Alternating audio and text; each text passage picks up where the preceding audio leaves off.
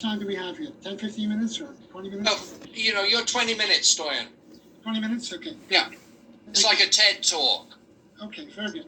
So, I chose this topic because I thought it was the most relevant way to speak about what plagues all of us equally. And some are challenged by more, some are challenged by less by this factor, but we all face this difficulty. And that is, we're addicted to things that are bad for us. We like things that are bad for us. We enjoy things that are bad for us. We even make songs about that. The things that will kill me, they thrill me. So we're all burdened with this love of things that are no good for us. And we don't know how to cope with that reality. So, I looked at the notion of addiction. What is addiction? Well, addiction really equals a dependence. An attraction is a resonance. But when we develop an addiction, it means we develop a dependence. And so an addictive behavior is very self-destructive. That's why it's no good for us. Did you know that if you were a person who is inclined to become an alcoholic, that you would choose the drink of alcohol that would be the most destructive to your health? So if you had an allergy to grapes, you'd be a drinker of wine. Because when you develop an addiction, the addiction is there to help destroy you the quickest path possible. So when we develop an addiction to things that are no good for us, that no goodness, that lack of goodness, that badness that we choose, then seeks to make its way into our lives to destroy us in the shortest possible path. And it's all done because you and I willingly cooperate, thinking it's good for us, thinking that somehow I'll postpone, I'll deal with it later, and so on. So when we see a dependence on drugs developing, really it's a reflection of Einstein's famous formula that says E equals mc squared, which means energy and matter are interchangeable. Energy can convert to matter, and matter can be converted to energy, which means that when you have fine thoughts, you create fine chemistry in your brain that sustains those fine thoughts, happy thoughts.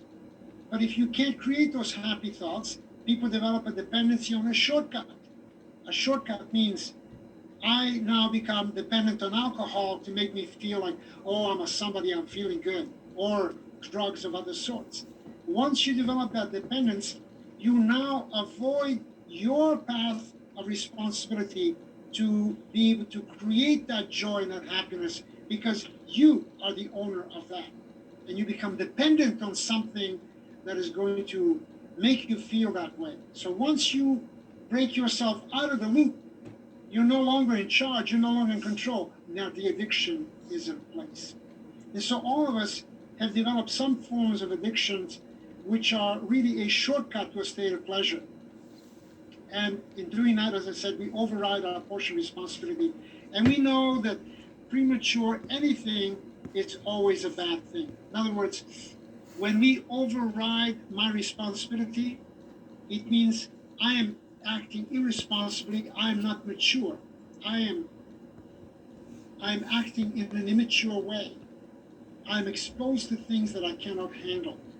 So we need more maturity. And you know that when anything is premature, it's always bad for you. So addiction equals immaturity, which equals irresponsibility. So what is it? Premature birth, is it good? No, premature birth is bad. Premature power, very bad.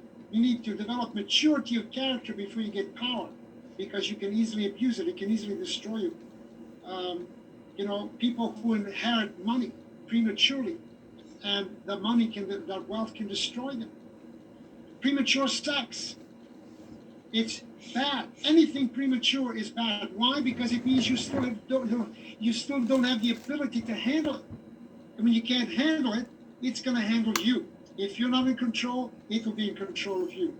So we need to develop more maturity. In other words, the ability to be more responsible so that we can do the things that we're supposed to do. So if immaturity means instant gratification, it's like you look at a kid and you put a cookie jar in front of him. he wants to reach in, grab the cookie, take it, and eat it. That's what we people have become like. We just want to grab into the jar and grab a cookie of happiness. But we don't know that for that cookie to be there, to a child, that is, to a premature child, to a child who is still an immature being, they don't know that, oh, to get the grain, you needed to, plow the field and plant it and do the crop and wean it, and then you needed to turn it into flour, and then you need all these other ingredients. It's a big deal to have a cookie in the jar.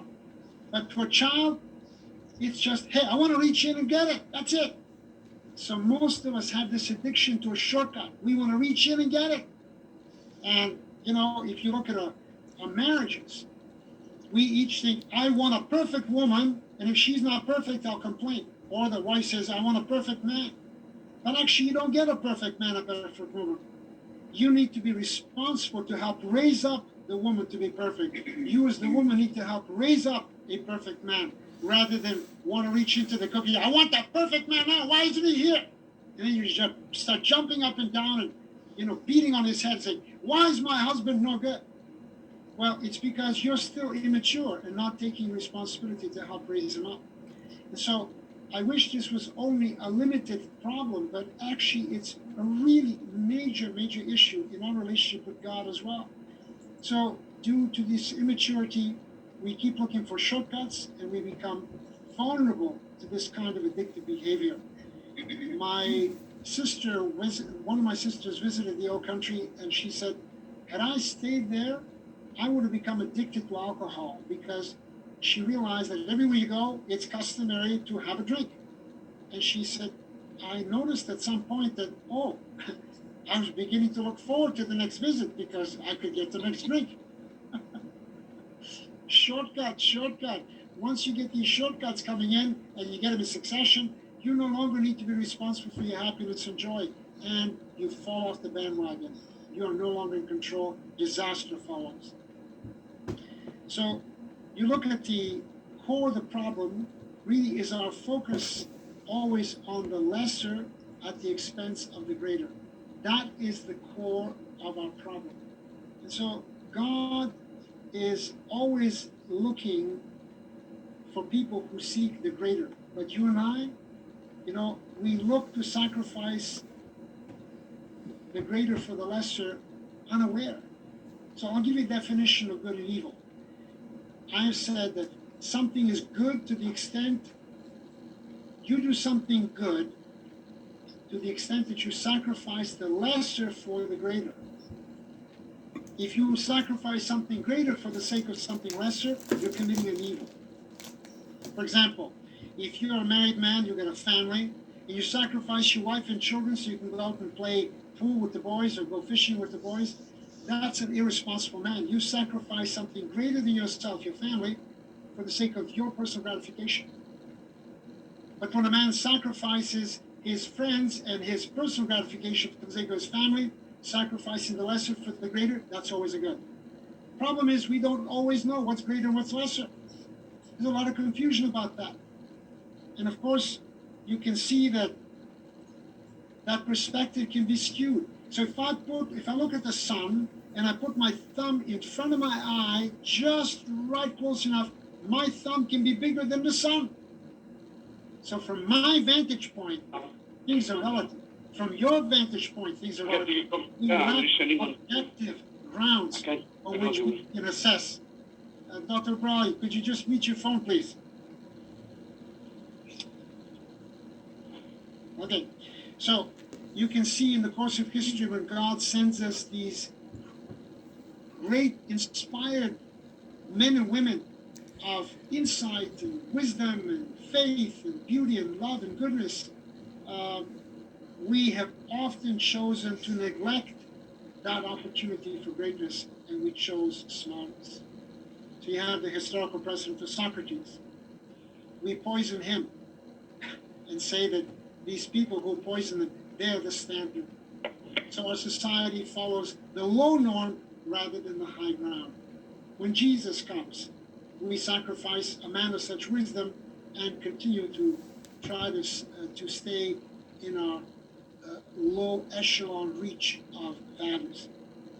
You look at Galileo, who is a scientist, if you will, and then the church wants to imprison him and put him to death. And he's finally able to write an amazing book that influences all of history. But you can see how easily, when a person of great influence comes, our tendency is to reject the greatness and cling to the smallness of our world, the smallness of our experience, because we find comfort in that. We identify in that smallness. And that is a danger that you and I face today, that the whole world is facing today, and that ultimately we need to address. So if you look at our leaders are basically us. They're addicted to the path of least resistance, just like all of us, because the leaders come from us. We make up the leaders. And so you see the misuse of power when they have an opportunity to influence things for the good, they will always compromise. Example, I was listening to a radio program where a therapist came on board and said, we want the government to give us money so that we can offer drugs and needles to our inmates. And I thought, well, wait a minute. Why is it they're in prison, you can control it? They said, no, we can't control it. How could you not control inmates? You control when they go to sleep, when they eat, when they go to the bathroom, when they walk, and you can't control needles. It tells me that these people are not interested to confront the problem. They're looking for the path of least resistance. So we look at also in sex education.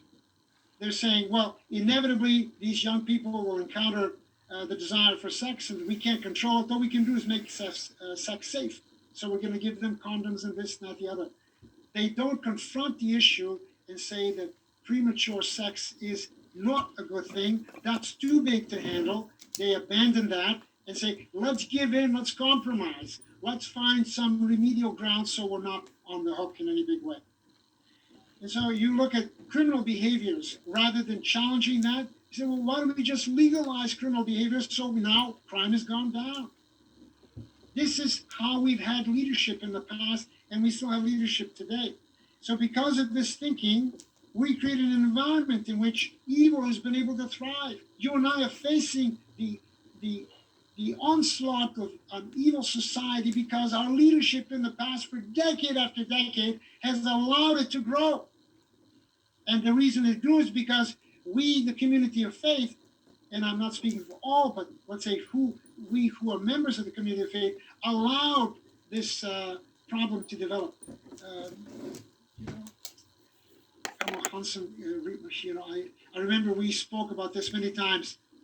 People from your faith community adhere to values that are completely contrary to the politicians that they vote in power. Now, what was the disconnect? You uphold this value, and yet you vote for people who go opposite completely to your value. This is a terrible problem that we have. We do. So, because of this thinking, we have allowed evil to thrive. You look at gangs in Chicago. Rather than confronting these gangsters, we allow them an environment in which they can thrive. They do just fine. No one wants to take it on and say, let's get the gangs out. Why are we giving them an environment? Now, the place where I lived, where I was in Paris, one of the suburbs in Paris that I lived in when I was there, 1960 to 1963, apparently my area became a no-go zone. Now suddenly, the authorities can't go visit that area. So I'm thinking, what's wrong with our leaders and governments that they will refuse to take control of people who are acting illegally? Why are we not addressing criminality and subjugating it rather than acquiescing, accommodating, bending backwards and forwards, and allowing criminal behavior to continue? I could just go on and on and on. So many more examples that are just disaster. But let me continue because I want to get to the point, the conclusion very soon. We look at after World War II, we see the West dominating World War II events through innovation, technology, production, superior militarity, armaments, amazing. And yet after the war is over, our politicians gave up half the world to the communist tyranny. We won the war and we lost half the population. What kind of leadership is this? This is lunacy. We should have brought freedom to the world rather than saying, to keep my little world of comfort, I will sacrifice the rest of the world that they may go to hell. And of course, what followed? After making that decision in a time of peace, more people died under communist tyranny than did in the world wars. That's the decisions that our leaders made. So the standard, our standard of confronting evil, confronting it within ourselves and around us, is so limited. And this is something we must address. We must turn this around. So are we ready to pull that 180? Have we hit the gutter and said, hey, no more? You know, when people are addicted to alcohol, they drink so much, they fall in the gutter. At some point, they fall in the gutter so hard that they say, that's it, that's rock bottom. I'm not going to go anymore. I'm changing my ways, I'm stopping. So have we yet hit the gutter that says, enough of evil, enough of this nonsense, enough. I will no longer stand for it. Let me turn around and let's make a change, and let's make that change together. Ultimately, our hearts have wings. Ultimately, our hearts want to fly. Ultimately, our hearts want to feel the joy of love, the joy of liberation. And of course, we have wings, but we don't know how to make our hearts fly. So in many ways, we are just like birds that will stretch their wings in a windy area and take the experience of getting a little lift from the, and usually it's a very dangerous place. So we go to dangerous zones to experience the joy of getting a lift, rather than exercising the wings of our hearts and making our hearts fly, because we are in control. And so I'm always urging, how can we regain that control so that we can do things in the way God intended for us to do? So flight, existed before the Wright brothers. Did you know that? They flew with balloons. The problem was you couldn't control where the balloon was going to go, and many people died. So what the Wright brothers invented actually was powered flight. So you see, we've all experienced the joy of love, but powered love, where we direct it towards positives rather than letting our love degenerate towards the negatives, that is still missing. You and I still need to lead powered lives, powered hearts that are directed towards higher ground rather than drift like a bump in a log or a log in a river, floating, being carried by the current. We can no longer allow ourselves to be exposed to the currents of society.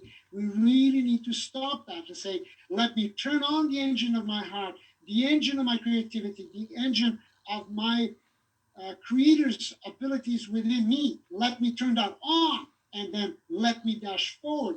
And with that, bring as many with me to higher ground as possible. Einstein said, all ships are safest in the harbor. But that's not why they're made. True. You and I have to stop looking for the safety of a harbor, my little community, my little whatever, my little abode, my little small world. We need to, I know it's safe and it's good, but that's not why God brought us into this world. God brought us to venture into the great ocean, the great beyond, to be adventurers. And so we often seek heaven by avoiding hell. And yet, the way to heaven is only actually through the gates of hell. I remember this one movie that I watched with Jimmy Stewart. If you have a chance, go check it up on YouTube. Jimmy Stewart plays the role of Davy Crockett, and he's speaking to his cook. The cook comes up and he says, "Davy, what'd you go and wrestle the bear for?" Well, he says, he's puzzled. He says, "Well, I didn't go wrestle the bear. While the bear got in my way, what could I do? I love that.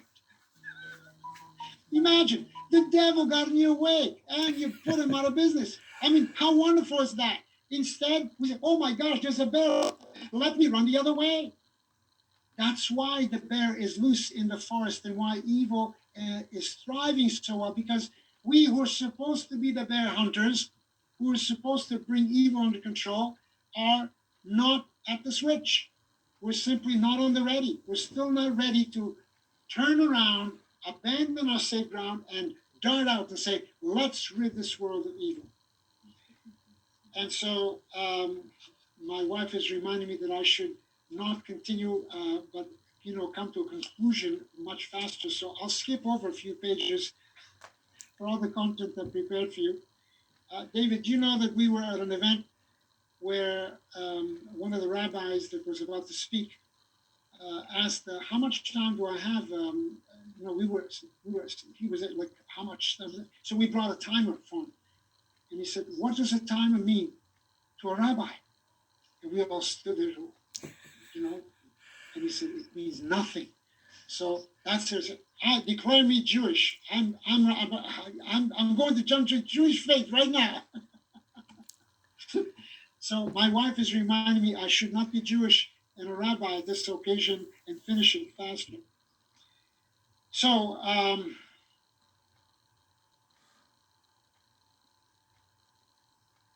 my point is we have to stop our addiction to our smallness, to our small reach, to a small identity,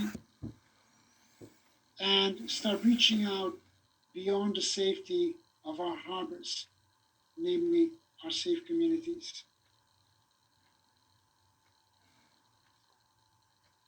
Really, we are made for greatness. We come from God. We have to strive for the highest ground. That is what we are called to do. God wants us to develop a new identity, a greater identity. And together, I believe we can do this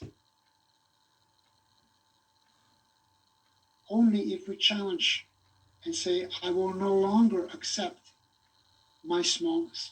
Jesus did say that if you're tempted, if one organ of your body tempts you,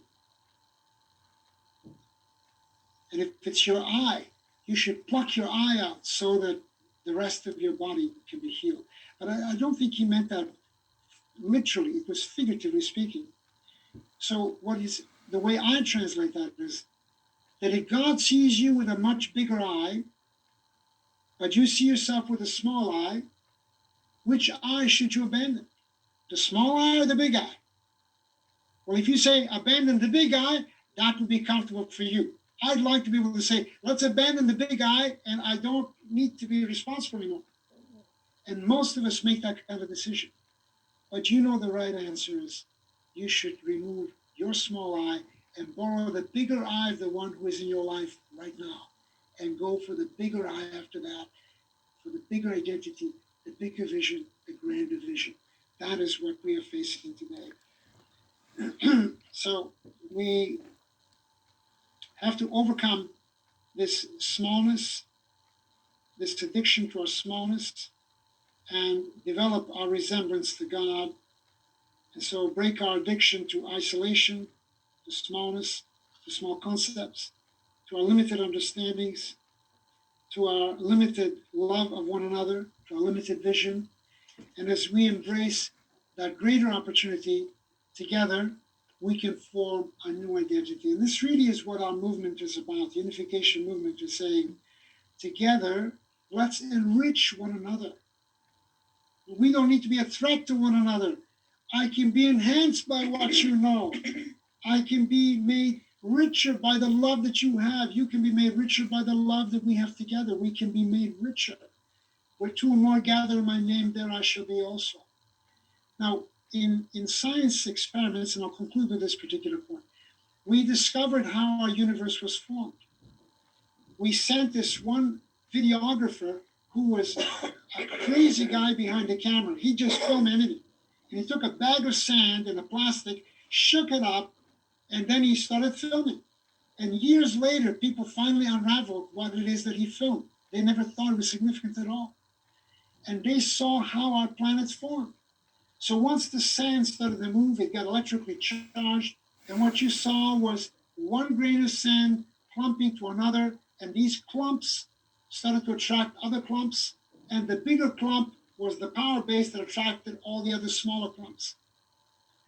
So when Jesus says, where two or more gathered in my name, there I shall be also, what he's saying is that when men and women of goodness come together, clump together, unite and harmonize with one another, we become like a big clump and we attract individual pieces of sand to ourselves. But if we stay fragmented and can't stick to one another, then we become sand pieces that can be attracted to the evil clumps that are formed in our society. So why is evil thriving? Because you and I, as men and women of faith, as men and women who ascribe to greatness, have not been clumping together enough. And that is what UPF is attempting to do, and why I endorse it so heartily, and why I welcome all of your contributions. Let's clump together, let's stick together, let's become that great clump that attracts all those dust particles in society so that we can become a greater influence for good and for heaven in our time. God bless you. Thank you so much for the attention. Thank you very much, Stoyan. I like that. We often seek heaven by avoiding hell, but the path to heaven is only through hell. Many great nuggets there. I don't know. Would anyone like to ask a question or make a comment right off the bat? I would like to do so if I am permitted. Permission granted. Thank you, sir. Well, Stoyan has been a very good speaker and he spoke very well. I commend his recommendations. One thing I would like to say here, in a democratic society like in Canada, we have only two options out of the three. First option is what is evil happening. We should feel bad in our heart about it. The second option is also to add over it to speak against the evils.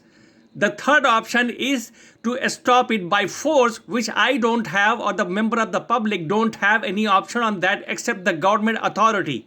So the question is, we have to work into two-tier system where we go to public and speak against the evils with a smile, with the love, and also be prepared to send our representatives in the parliament to change the law which we don't like. So this two-tier system, we as a human being, as a citizen of Canada, we should follow. That's what I say. Thank you, Stoyan, for promoting these instincts in me. I love it. You got my vote over and over. Yeah, thanks, Qamrul. That brings up the question of how to make change. How does change come?